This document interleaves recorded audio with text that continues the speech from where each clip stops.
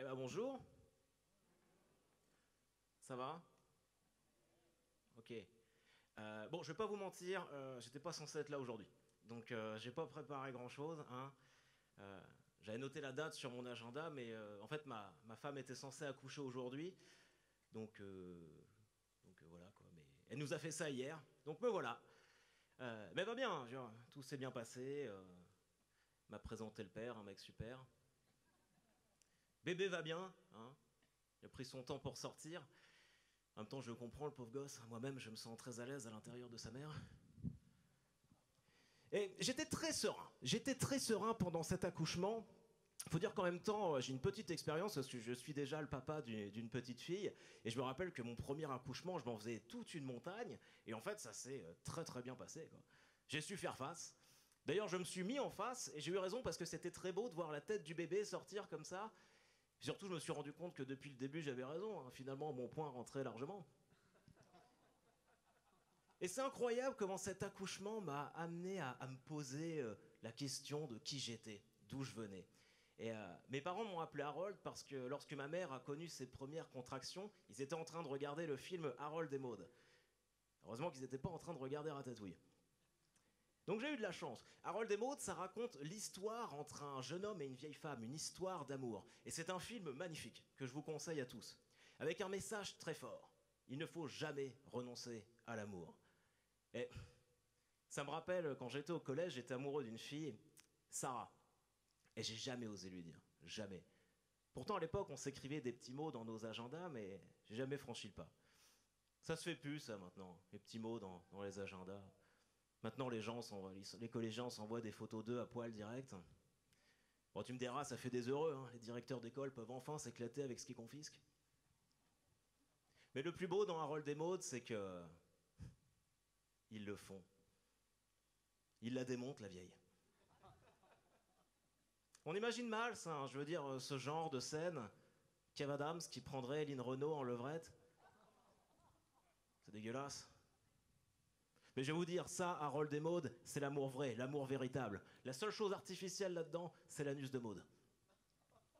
Non mais riez pas, un anus artificiel, c'est pas marrant, quoi. C'est quand même une opération chirurgicale, quoi. Le nom est marrant, c'est vrai, hein, mais c'est quand même une opération chirurgicale, hein, un geste technique. C'est vrai que le monde de la chirurgie, pour nous, profanes, c'est un petit peu l'inconnu, hein. Moi, pendant l'accouchement, quand la sage-femme a commencé à me parler d'épisiotomie, au début, je pensais qu'elle me parlait d'un pays en Afrique, coincé entre l'Éthiopie et la Mésopotamie. Découvrez l'épisiotomie. Sa faune, sa flore, sa célèbre rivière rouge et son col majestueux. L'épisiotomie. Un voyage qu'on n'oublie pas.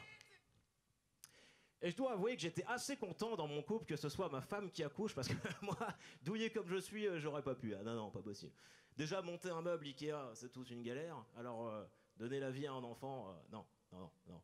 Et ma femme, elle a accouché sans péridurale. Sans péridurale, bonhomme quoi. Alors que moi, on m'avait déjà installé dans un fauteuil et donné 3 fois du sucre.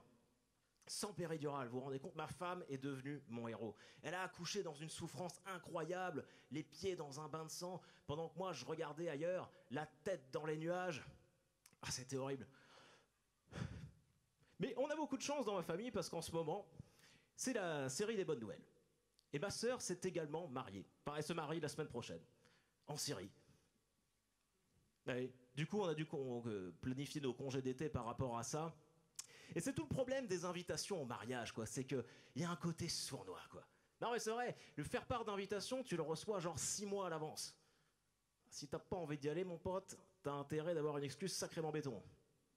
Alors que pour un enterrement, quand même sur des délais beaucoup plus raisonnables. Là, tu peux esquiver. L'inhumation de Michel, tu m'as dit que c'était le 10. Hélas, je ne pourrais pas être présent. Bah, Michel, il est bien gentil, mais il fallait prévenir avant, quoi.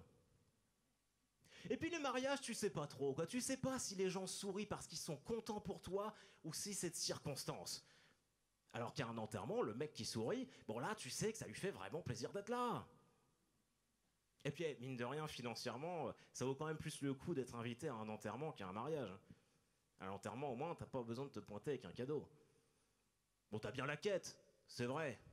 Mais bon, même si tu es très généreux et que tu donnes 2 euros, te fait toujours moins cher qu'une théière ou un service à fromage. Hein. Parce que bon, c'est vrai qu'on est tous pareils, pendant la quête, il y a quand même un petit côté crevard, quoi. On se débarrasse en priorité de nos vieux centimes.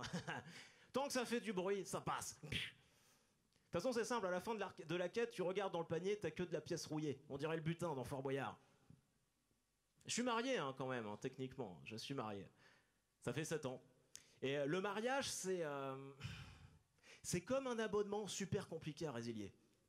Du coup, tu restes. Et au fil du temps, tu te retrouves avec des options supplémentaires que tu n'avais pas du tout demandé au début. Hein. Moi, on m'en a collé 2, une de 2 ans, et puis un d'une journée. Et ça, tu t'en débarrasseras jamais. C'est pour toute ta vie. Enfin, toute ta vie. Sauf si tu as la chance de t'appeler Dupont de Ligonnès. C'est pour ça les gays ils me font rire avec leur mariage. Alors, je suis complètement pour le mariage gay, hein, attention. Je ne sais pas pourquoi eux, ils seraient épargnés.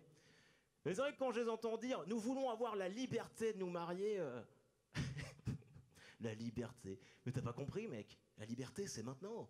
Parce qu'une fois que t'es marié, c'est terminé, c'est fini. Tu deviens une coquille vide, tu n'existes plus.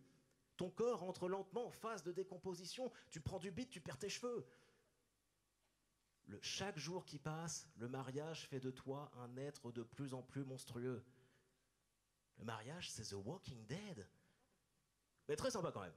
Moi, ce que j'aime bien au mariage, c'est le moment où on diffuse le petit film photo-souvenir qui retrace l'évolution des mariés jusqu'à leur rencontre, vous voyez ouais, tous les mariages sont pareils. Bah ça, j'aime bien. Ça, j'aime bien parce que ça fait chier tout le monde. Sauf le mec qui a fait le film. Lui, il est à bloc. Ah bah, le jour du mariage, il est quasiment plus excité que la mariée. Hein. Bah, il va diffuser son film à tout le monde, le petit bonhomme. C'est le festival de Cannes pour lui. Alors, il va à la rencontre des gens, il fait du teasing, il annonce, mais sans trop dévoiler. Ce soir, il y aura une petite surprise pour les mariés. Hein. Mais... Ouais, non, mais c'est gentil, mais ça va, quoi. C'est un mariage, t'as pas 36 surprises à faire. Quoi. À moins que t'aies prévu d'éjaculer sur la mariée au moment du dessert. On se doute bien que ta petite surprise, c'est un film, quoi. Et on te ressort les photos d'adolescents boutonneux des 2 mariés. Et honnêtement, ce moment du film souvenir, c'est un moment extrêmement stressant pour tout le monde, quoi. Déjà parce que 9 fois sur 10, le mec pète un câble car il n'arrive pas à se servir du vidéoprojecteur. Et puis surtout, personne n'a envie de voir ça. Surtout pas les mariés, j'ai envie de dire. Le jour de ton mariage, c'est quand même censé être le jour dans ta vie où t'es le plus beau. T'as pas forcément envie qu'on te ressorte les photos de ta femme à l'époque où elle ressemblait à un clafoutis. Non, je crois que certaines choses appartiennent au passé. Et puis, quitte à diffuser un film, autant que ce soit divertissant pour l'audience, non ? Le dernier mariage auquel j'ai participé, c'est le papa du marié qui s'en est chargé.